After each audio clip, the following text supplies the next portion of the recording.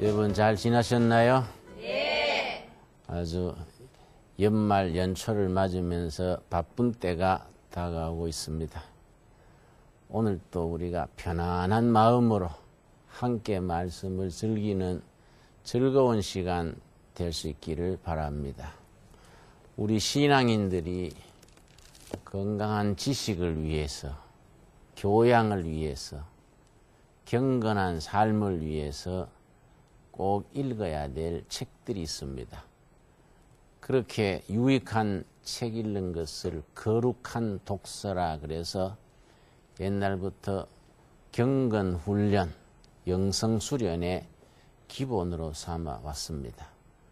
그러나 아무 책이나 읽는다고 유익한 것이 아니라 선정된 책들, 아주 우리 영적인 양식이 될 수 있는 그런 뽑아진 책들을 읽는 것이 중요합니다. 그런 경건한 독서에 있어서 읽어야 될 책 중에 한 권을 내가 가져왔습니다. 인물 중심의 교회사, 이런 제목의 책입니다. 2000년 교회 역사 속에서 많은 사건, 많은 인물, 많은 굽이굽이 여러 가지 일들이 있었는데 그 2000년 교회 역사에 사람들을 중심으로 교회 역사를 적은 겁니다. 교회 역사를 세 구분으로 나누어서 각 시대에 10명씩, 그러니까 30명의 사람을 뽑아서 교회가 발전하여 온 발자취를 그 30명의 인물들을 중심으로 살핀 책이 이 인물 중심의 교회사라는 책입니다. 우리가 역사 그러면 딱딱하기 쉽고 그냥 옛날에 지나간 얘기로 그렇게 그릇 생각하기 쉬운데 이 책을 읽어보면은 역사가 참 재미있구나, 역사가 참 유익하구나, 그런 걸 알 수 있게 해주는 책입니다. 근데 이걸 뭐 신학도들이나 뭐 목회자들만 읽어야 될 책처럼 잘못 생각하기 쉽습니다. 우리 신앙인들이라면은 목회자다, 평신도다 구분할 것 없이 꼭 읽어야 될 책 중에 한 권입니다. 내가 이 책을 잠시 몇 사람만 뽑아서 얘기하면서 오늘 본론으로 들어갈 수 있도록 그렇게 하겠습니다. 우리 인물 중심으로 교회 역사를 살펴오는 데에 먼저 생각할 것은 하나님께서 어느 시대에나 그 시대를 이끌고 그 시대에 뽑힘받아서 하나님의 일꾼으로 쓰임받은 인물들이 있게 마련입니다. 그 인물 중에 이 책에서는 맨 처음에 베드로가 나옵니다. 그러고 위대한 사도 바울이 나오고 그 다음에 요한 1서, 요한 복음, 요한 계시록을 쓴 요한 사도가 나옵니다. 제일 끝에 가면은 독일의 진젠돌프, 영국의 감리교를 일으킨 요한 웨슬레, 또 미국의 무디 선생, 이런 사람들로 마지막 마무리하게 됩니다. 우리 한국 교회 역사도 마찬가지지요. 우리 한국 교회가 시작된 것은 1884년으로 잡습니다. 1884년에 미국 선교사 이제 두 사람이 와가지고 이제 시작을 했습니다. 감리교와 장로교 선교사 두 분이 와서 한국 교회가 시작이 됐는데 그때부터 올해가 124년째입니다. 124년 동안에 그 시대에 한국 교회를 지키고 한국 교회를 성장시키고 이 결의 역사와 더불어 교회사를 이루어 온 인물들이 있습니다. 예를 들어서 한국 선교 초기에 뭐 선교사들은 제쳐두고 선교사들의 시대는 제하고 우리 한국 교회가 낳은 인물로 길선주 목사님 같은 분, 김익두 목사님 같은 분, 그런 분들이 우리 선교 초기에 큰 일꾼들이었습니다. 그런데 해방 전후 일제시대로부터 해방 전후 6.25까지 거쳐오면서 한국교회 인물이라 그러면은 우리는 목사님, 부흥사님 이런 사람들만 주로 생각하기 쉽습니다. 그러나 일제시대나 해방 전후에 한국교회 기라성 같은 인물들은 목사님들만이 아닙니다. 오히려 민족의 지도자, 민족적인 지도자인 동시에 교회의 지도자였던 사람들이 많습니다.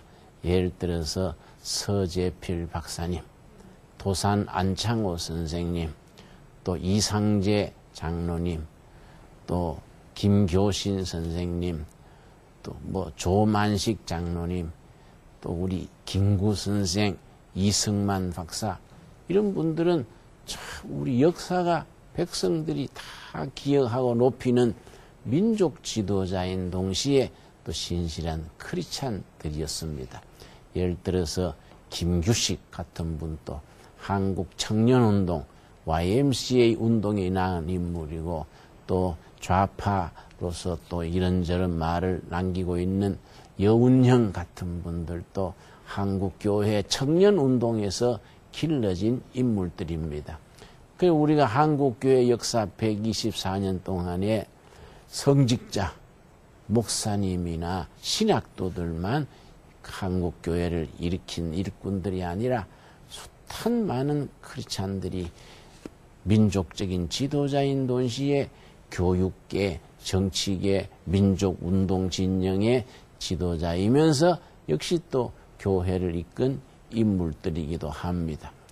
우리 그런 바탕에서 이 책을 읽을 때에 여기도 당연히 신학자들이나 안수받은 신부님, 목사님 이런들만이 아니라 전혀 신학교 옆에 가보지도 않은 사람들도 세계 교회 역사를 이끄는 30명 중에 뽑혀 있는 겁니다.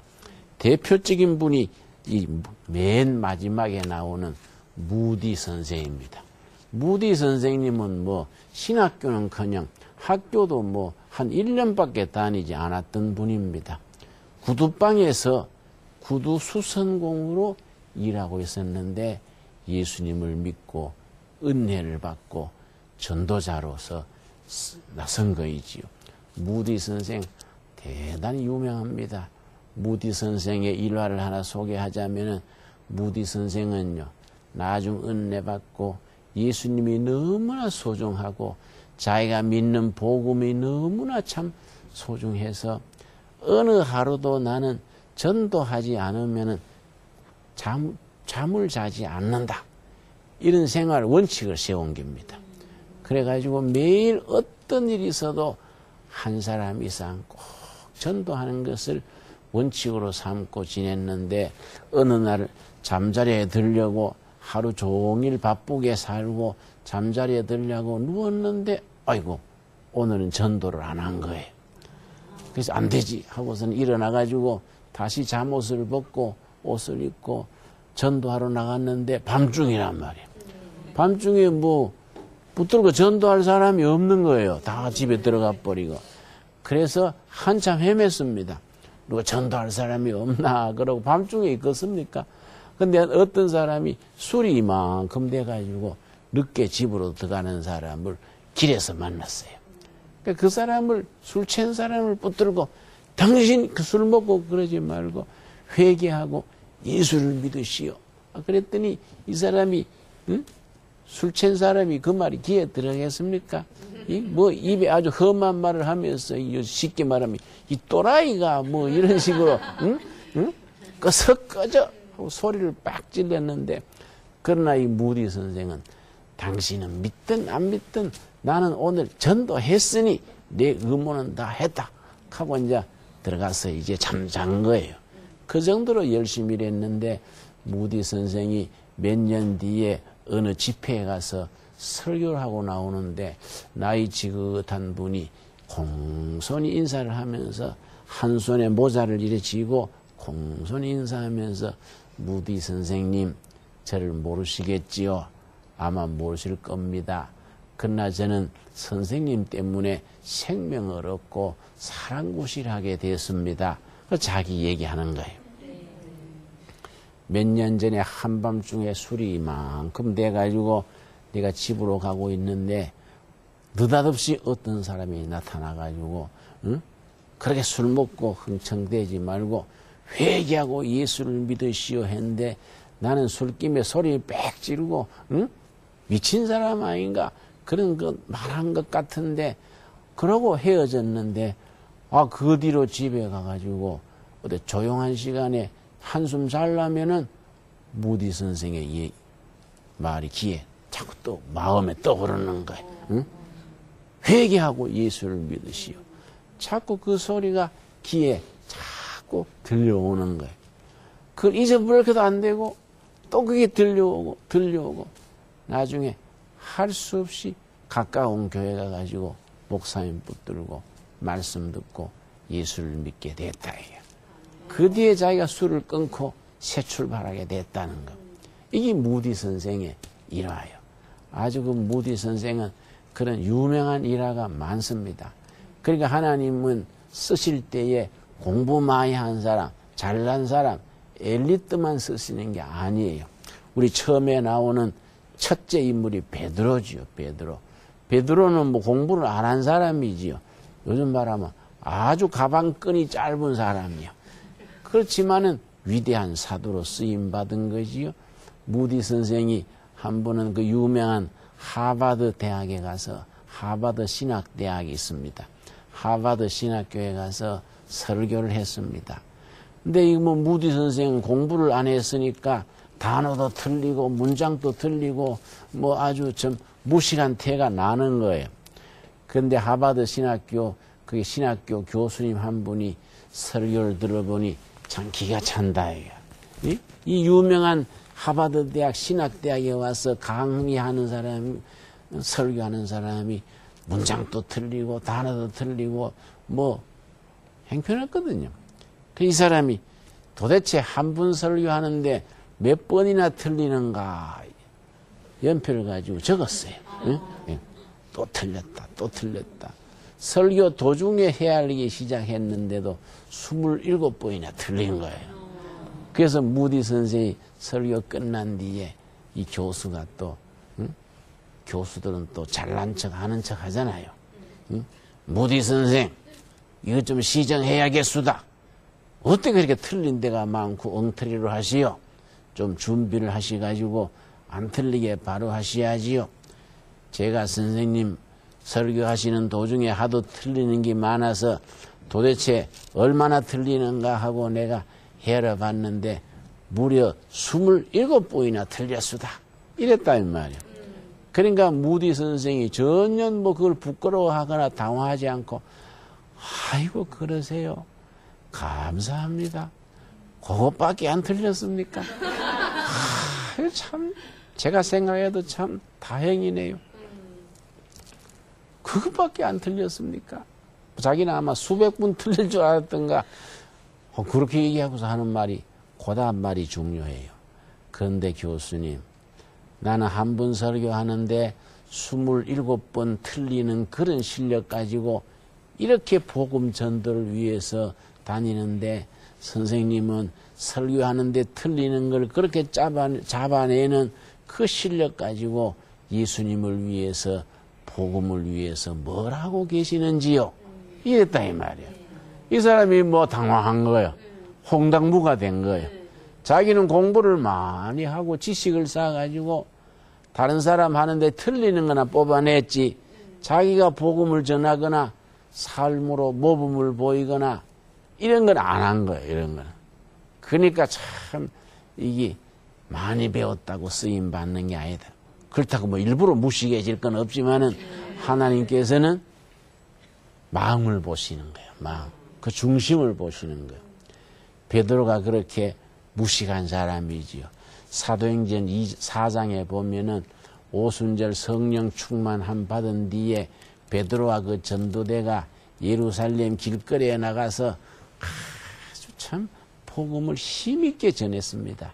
성령 충만했으니까 뭐 막 설교를 뜨겁게 힘있게 전하는 겁니다. 아주 뭐 우리 시골 말로는 얼음에 박 밀듯이 한다. 얼음에 박 밀듯이. 여러분, 얼음판에 바가지를 한번 밀어보세요. 쫙 나간다. 얼음에 박 밀듯이.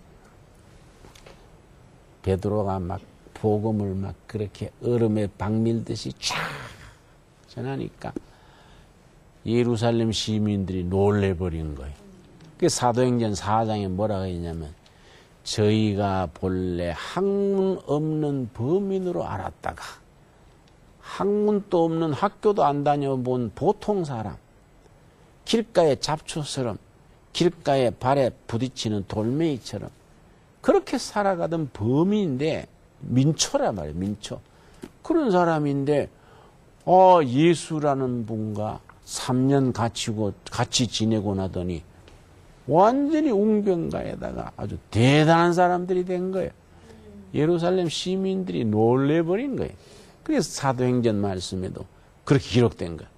본래 저희가 학문 없는 범인으로 알았다가 저들이 예수와 함께 있었던 것을 알고 놀랬다는 거예요. 여러분, 우리가 정말로 공부를 많이 했든 적게 했든 나이가 젊든 늙었든 그 관계가 아니에요.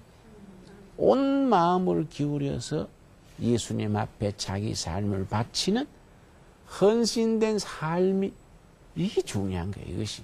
그러니까 여기에 보면은 인물 중심의 교회사 30명의 인물들이 쫙 나오는데 여기 말하면 안수받은 사람, 목사나 신학자 아닌 사람들이 많아요. 대표적으로 여기 중간에 나오는 존 칼빈 선생이 있습니다. 우리 장로교의 원조격인 분이지요. 난 이제 장로교의 목사란 말이에요. 장로교의 원조격이 되는 분이 이 칼빈 선생인데 칼빈 선생이 쓴 아주 고전 중에 고전. 신앙인이라면 가정에 반드시 그 책을 배치해 놓고 수시로 봐야 될 책이 있습니다. 기독교 강요란 책입니다. 기독교 강요. 우리말로도 1, 2, 3권으로 번역이 되어 있어요. 그 기독교 강요 이걸 27살에 썼어요. 그러면 이만큼 두툼한 책이지요. 1, 2, 3권으로 번역되어 있으니까 뭐 내용이 길잖아요. 이걸 존 칼빈이 27살 때 쓴 책인데 지금 읽어보면 놀래버려요. 이야, 27살에 어떻게 이런 걸 썼을까? 정말 천재로구나 싶은데 그 칼빈 선생이요. 안수받은 목회자도 아니고 신학한 사람도 아니에요. 자기가 정말 은혜 받고 자습해서 그 자기가 그걸 쓴 거예요. 그 칼빈 선생 그런 위대한 인물들이 성령의 붙들림 받아서 정말 그렇게 글을 쓰고 설교를 하고 교회를 일으키고 이렇게 한 거이지요. 이 첫 부분에 나오는 사람들 3명이 아까 말씀드린 베드로가 1번이지요. 두 번째 사도 바울입니다. 세 번째 사도 요한입니다. 베드로는 아까 말씀드렸지요. 바울은 또 베드로하고는 반대예요. 그 당시에 최고의 학문을 닦은 사람입니다.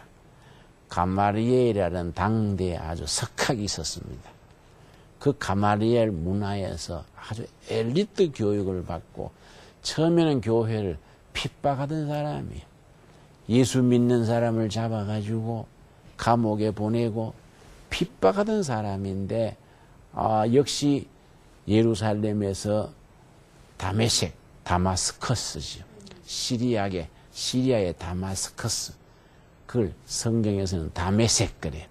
다메섹에 있는 예수 믿는 사람을 잡아가지고 넘기려고 그리 가고 있는데 다마스커스시 가까이 갔을 때 갑자기 하늘에서 강력한 빛이 비치고 막 광채에 휩쓸려서 꼬꾸라진 거예요.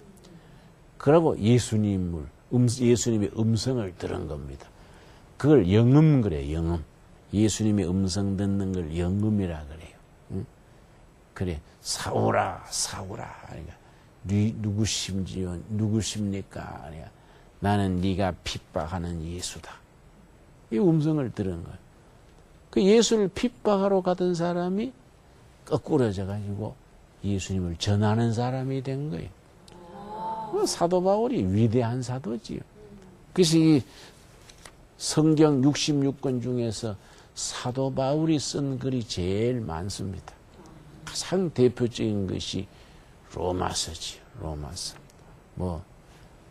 빌립보서, 갈라디아서, 데살로니가 전서, 후서, 고린도 전서, 후서.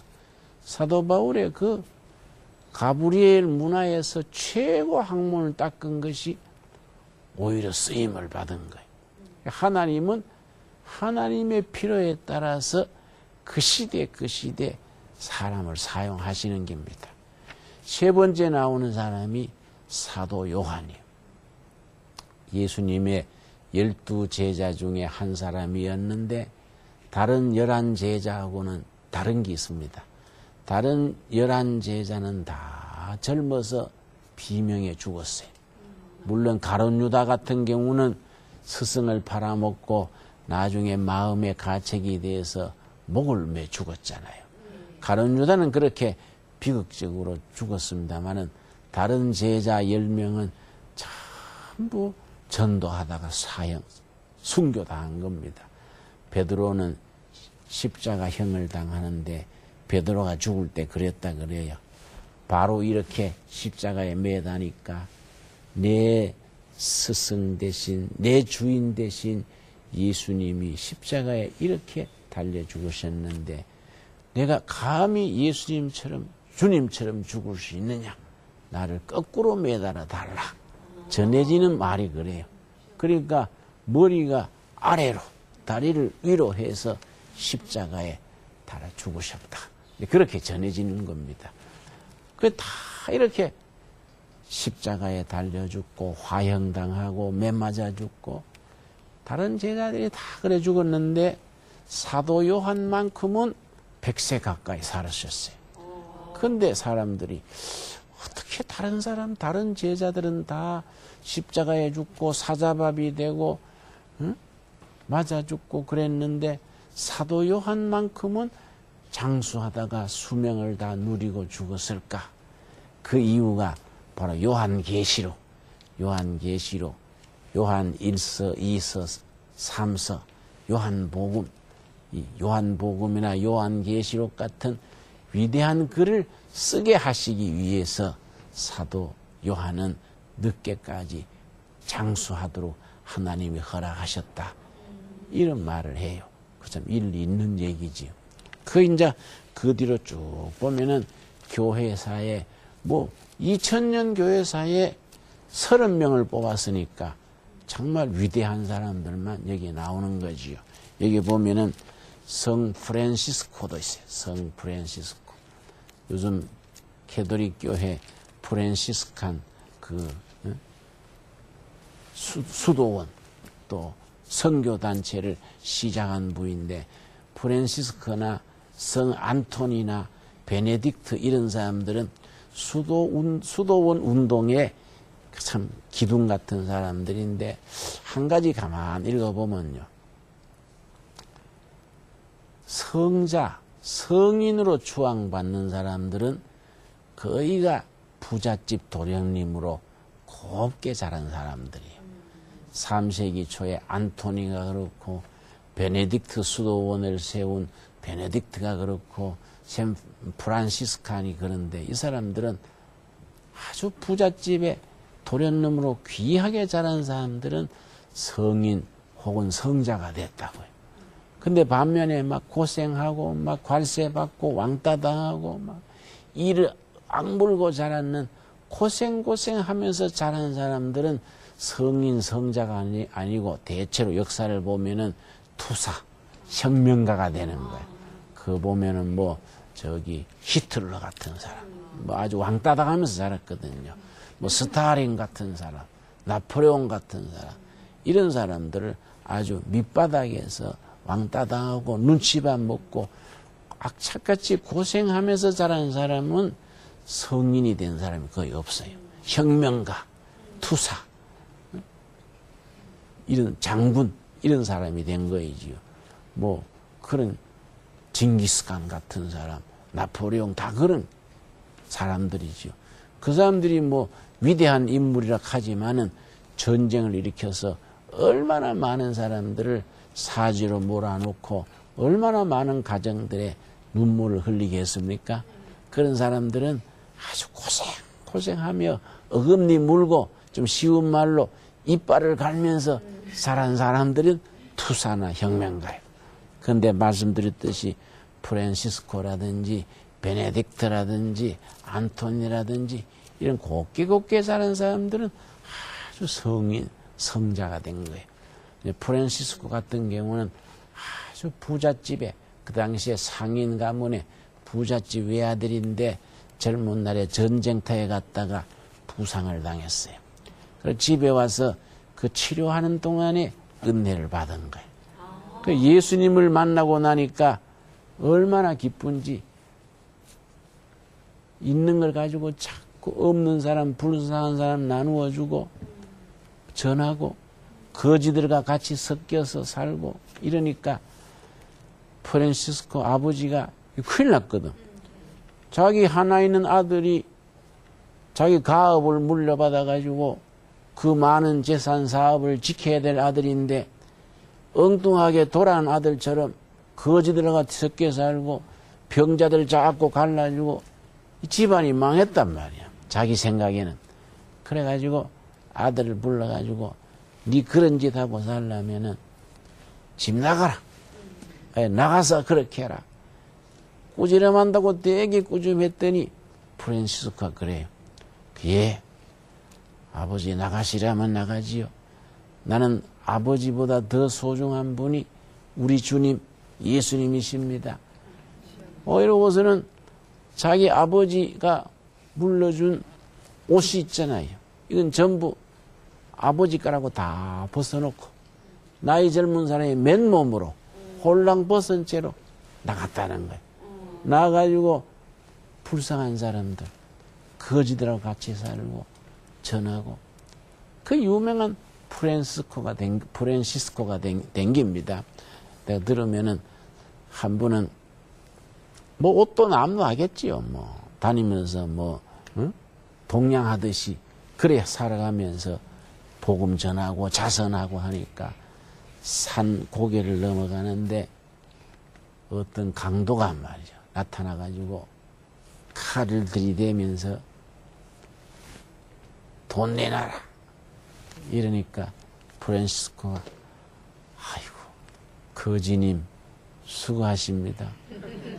제가 뭐 돈은 없고요. 가진 계례 안에 이 빵 한 조각밖에 없는데 이거라도 드릴까요? 이러니까 이 강도가 배가 고팠던가 봐요. 눈이 희둥거려지고 그래 그거라도 내놔. 그걸 낚아채가 먹는 거예요. 근데 뭐 배고파서 정신없이 먹는데 이 프란시스코가 밑에 내려가가지고 바가지에 물을 떠와가지고 강도님 그 너무 그렇게 급하게 잡수시면 체합니다. 물을 드시면서 드십시오. 이러는 거예요. 강도가 놀래가지고서는 도대체 당신이 누구야? 그랬더니 나는 프란시스코라는 사람입니다. 그러니까 아이고 그 유명한 성인 프란시스코네 내가 죽을 죄를 지었습니다. 이러고서는 프란시스코 앞에 엎드려가지고 회개하는 거예요. 그러니까 프란시스코가 붙들고 형제여 일어나십시오. 우린 다 죄인이고 우린 다 부족한 사람들입니다. 우린 다 은혜로 사는 겁니다. 이렇게 세웠단 말이에요. 그 강도가 프란시스코의 훌륭한 제자가 됐어요. 훌륭한 제자가 됐어요. 이런 성인들이 우리 교회 역사에 있는 거예요. 그런데 우리 개신교 교인들이 한 가지 조금 잘못 생각하는 게 있습니다. 이 사람이 이제 중세 시대 그 시대에 활동했던 사람이기 때문에 개신교가 나오기 전에 활동한 사람이지요. 우리 개신교에서는 그 사람은 캐톨릭 천주교의 인물이다 하고 좀 관심을 안 가지는 그런 경우가 있어요. 그 잘못 생각하는 거지요. 교회 역사에는 개신교 역사만 있는 게 아닙니다. 교회 역사라 그러면 교회 역사에 세 종단이 합쳐져서 기독교회, 로마 캐톨릭 교회, 우리가 말하는 천주교회. 그러고 11세기에 캐톨릭 교회와 동방정교회, 그리스 오도독스, 오리엔탈 오도독스, 동방정교회라 그래요. 히라, 그리스, 러시아 이 중심으로 발전한 동방교회, 또 로마를 중심 유럽으로 발전했는 서방 캐톨릭 교회, 또 16세기 1517년 마르틴 루터, 존 칼빈, 쯔빙그리 이런 사람들의 운동을 통해서 일어나는 우리 개신교, 합쳐서 기독교야, 기독교. 그러니까 이런 프란시스코 같은 분도 다 기독교 교회사의 우리 선배지요. 이해가 가지요? 네. 우리 잘못 생각하면은 개신교 있기 전에 프란시스코니 어거스틴이니 이런 사람들은 우리가 과소평가하거나 관심을 안 가지기 쉬운 거예요. 그리고 캐톨릭 인물이다 이러고는 우리가 덮어놓기 쉬운 거지요. 잘못 생각하는 거다. 다 교회의 인물이고 믿음의 선배들이고 우리가 전부 예수님 보시기에 본래는 교회가 하나였다. 그런데 11세기에 이제 서방교회, 캐톨릭교회, 동방교회, 정교회로 갈라지고 16세기에 캐톨릭교회에서 다시 개신교회가 이렇게 분리가 돼 나온 거예요. 개신교를 분리시킬 때 인물이 예를 들어서 마르틴 루터란 말이에요. 마르틴 루터가 이 사람 자체가 캐톨릭의 수도사랬지요. 그리고 캐톨릭 신학교에서 가르쳤던 사람이에요. 근데 자기가 교회를 갈려내겠다고 생각한 게 아니에요. 자기는 캐톨릭 교회를 교회다워져야 된다.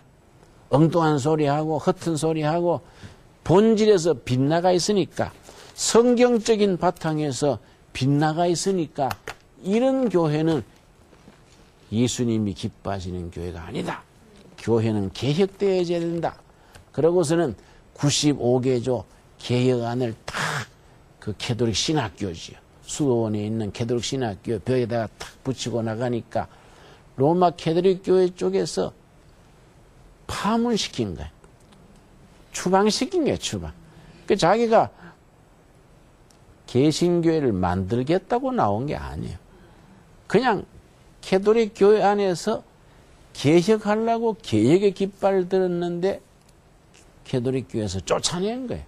쫓아내니까 그 모두 따르는 사람들 전부 모여가지고 우리 개신교를 만든 거이지요. 그러니까 우리가 좁게 생각하면 안 된다. 예수님 시작한 교회가 베드로, 바울, 요한 쭉 거쳐오면서 2000년 교회의 역사 전체가 예수님의 교회의 역사다. 이런 인식을 확실하게 가져야 되지요. 그러니까 우리가 그 교회의 역사를 이끄는 인물들은 30명 중에서는 다 들어가는 거예요. 다. 그 중에 또 여기 보면은 아까 말씀드렸는 그런 인물들 외에도 요한 웨슬레 같은 사람, 또 베네딕트 수도원 창시했는 베네딕트 같은 사람, 이런 인재들이 쫙 이어지는 거예요. 여기 보면 또 토마스 아퀴나스라는 사람이 있습니다. 아주 위대한 신학자지요. 이 사람은 당대에 아주 최고의 신학자랬는데 자기가 유명한 책을 많이 썼습니다. 신학대전이라는 아주 두꺼운 책을 썼습니다. 그런데 나이 들어가지고 아마 내 나이쯤 거의 됐겠지요. 한 분은 채플, 자기 신학교에 있는 예배당에서 기도하는 중에 성령 체험을 했어요. 이 위대한 당대 최고의 신학자가 깊이 체험하는 중에 성령이 임하고 성령의 임재하심을 깨닫고 그렇게 감동해서 성령에 사로잡힌 바 되어서 눈물을 쭉쭉 흘리면서 은혜를 받은 뒤에 자기가 그동안에 썼던 신학책들을 한쪽에 다 밀어놓고 내가 이런 살아계신 하나님을 체험하기 전에 내가 썼던 책들은 부끄러운 거다. 이러고는 그 뒤로는 더 글을 쓰지를 않았어요. 1년 동안 매일 그 채플 교회당에 가서 기도하고 묵상하다가 1년 후에 하늘나라로 갔어요. 그 유명한 토마스 아퀴나스예요. 아퀴나스. 그 토마스 아퀴나스 앞에 아우구스티누스, 어거스틴이죠. 어거스틴 같은 사람은 젊은 날에 머리는 좋고 똑똑했는데 야심이 있어가지고 입신 출세하려고 꿈을 가지고 뜻을 가지고 아주 출세주의로 나갔는데 10대에 사생활을 낳았어요. 허랑방탕한 거죠. 근데 그 어머니가 위대한 어머니예요. 그 위대한 어머니, 그 어머니 이름이 모니카입니다. 모니카라는 어머니가 아들이 하나님 앞으로 돌아오기를 눈물로 기도한 겁니다. 항상 그렇게 좋은 재능을 가지고 은사를 가지고 허랑방탕하는 아들이 하나님 앞으로 돌아와서 하나님 일에 쓰임받게 해달라고 눈물로 기도했는데 어거스틴이 언제 돌아왔느냐 하면은 자기 어머니가 돌아가셨다는 부고를 받았어요. 부고를 받고 어머니 장례식에 참여하려고 가다가 어떤 정원에서 앉아가지고 쉬고 있는데 그때 쉬고 있는데 옆에 마당에 놓은 아이들이 놀이를 한다 이 말이에요. 우리나라 하면 줄넘기 아니면 무슨 숨바꼭질 하면서 들고 폈어 읽어라 이런 말이 귀에 들렸어. 들고 폈어 읽어라. 그 말 듣고서는 옆에 보니까 성경책이 한 권 비어 있는 거예요. 그래서 그때 딱 피운 거예요. 그 말씀을 듣고. 딱 폈더니 로마서 지금은 자다가 깰 때가 되었다. 허랑방탕하고 술 취하지 말고 그리스도로 옷 입고 정욕의 옷을 벗어라. 이런 내용의 말씀이 거기에 딱 들어온 거예요. 그 말씀 읽는 순간에 성령이 마음에 딱 부딪힌 거예요. 일본말로 하면 아다리가 된 거예요. 아다리. 말씀이 딱 자기 마음에 딱 박힌 거예요. 영어로 요새 하면 타치죠. 타치. 마음에 딱 부딪혀 온 거예요. 그 로마서의 그 말씀 읽고서. 거기서부터 회개의 눈물 흘리고 그렇게 허랑방탕하고 인생을 낭비하던 그 사람이 30대 중반에 넘어서서 예수님 앞으로 돌아와가지고 그 뒤로 기본 능력과 실력이 있으니까 위대한 사도가, 위대한 복음의 일꾼이 된 거이지. 이런 얘기들을 가만히 읽어보면은 그 시대에 복음을 위해서 하나님이 사람을 뽑아 쓰시고 교회를 새롭게 하시고 식어가는 교회에 회개운동 일으키시고 불을 떼시고 일으키는 거예요. 우리나라 교회에 그런 인물도 마찬가지입니다. 아까 전에 내가 한국 교회 인물을 말하면서 길선주 목사님, 김익도 목사님 얘기했지요. 김익도 목사님은 유명한 깡패예요. 평양의 깡패 중에 깡패예요. 하도 평양 장날이 되면은 김익도가 행패를 부르니까 평양 주위에 있는 시골 사람들이 평양에 물건 팔아 올 때 선앙당에서 기도하고 왔다 그래요. 오늘 평양장에서 김익도 안 만나게 해주세요. 응? 그렇게 빌고 왔다는 거예요. 응? 그런 참 깡패 중에 깡패인데 그 김익도가 깡패가 성령이 딱 역사하니까 꼬꾸라진 거예요. 완전히 회개하고 복음 전도자가 된 거예요. 그 사람이 옛날 걸핏하면 사람 때리고 하던 게 바뀔 거 아닙니까? 한 분은 김익도가 막 기가 죽어가지고 겉으로 보기에 양순해지니까 옛날 똘마이 같은 깡패가 김익도를 우습게 보고 김익도 약을 올리는 거예요. 너 뭐 예수 믿었다고 뭐 그렇게 사람이 그래 비겁해지냐 막 온갖 약을 올리는 거예요. 김익도가 참다 못해가지고 단번에 요절을 내려고 돌멩이 하나 들었어요. 돌멩이 하나 들고 딱 치려고 하니까 딱 성령님의 명령이 있는 거예요. 응? 혈기를 죽이고 응? 해야지. 그렇게 해야 안 되잖아요. 그래서 그때 탁 때리려던 걸 멈추고서는 쥐었던 돌을 놓으니까 돌이 툭 떨어졌지. 그리고 그때 했는 김익두 목사의 유명한 말이 있어요. 야, 이 녀석아, 예수는 내가 믿고 복은 네가 받았다. 응? 김익두가 예수를 안 믿었으면 그 뭐 작살 뭐 망가지는 거지. 그러니까 아주 유명한 말이. 예수는 내가 믿고 복은 네가 받았다. 그 김익두 목사가 아주 유명한 목사예요. 아주 나중에 신령한 목사님이 돼가지고 부흥성에도 인도하고 한국 교회를 부흥시키는데 아주 참 위대한 인물이 됐죠. 그 앞에 선배격이 이제 길선주 목사님인데 옛날 평양 대부흥 운동의 중심 인물이지요. 이 사람은요, 청년 시절에 신선되는 공부를 했어요. 도 닦는.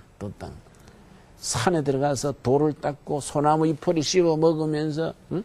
꼴짝에 물 마시면서 신선된다고 공부를 많이 했는데 신선은 그냥 마음에 불안하고 마음이 늘 답답하고 컬컬하니까 고민하고 있었는데 자기하고 같이 도 닦던 후배 친구가 하루 와가지고 선주 형, 그러지 말고 우리가 예수를 믿읍시다 이러는 거예요. 그러니까 길선주가 화가 나가지고 야 인마, 믿을 게 없어 서양 귀신 믿냐? 응? 왜 서양 귀신을 믿는다고 그러냐? 소리를 빽 지르니까 그 후배가 그러는 거예요. 선주 형, 서양 귀신 동양 귀신 가지 말고 진리니까 믿는 거이지요. 그래서 토론하다가 그럼 우리 내기를 해보자. 그 후배가 믿는 하나님이 참 하나님인지 선주형이 믿는 신선되는 그 길이 옳은 길인지 우리 한번 같이 기도해보자. 둘이 마음 먹고 기도하는데 3일째 되는 날 성령이 임한 거야. 성령. 그 예수님의 음성을 듣고 사도 바울처럼. 그래서 그 자리에서 예수님을 영접하고 위대한 전도자가 된 거예요. 살아계신 하나님이 옛날이나 지금이나 우리 속에서 역사하시는 거예요. 그런 역사의 이야기들이 30명이 쭉 나오는 겁니다. 우리 이런 말씀들을 잘 읽고 살피면서 우리 자신 또 지금 또 살아계시는 성령님의 사로잡힘 받을 수 있는 우리가 될 수 있기를 바랍니다. 감사합니다.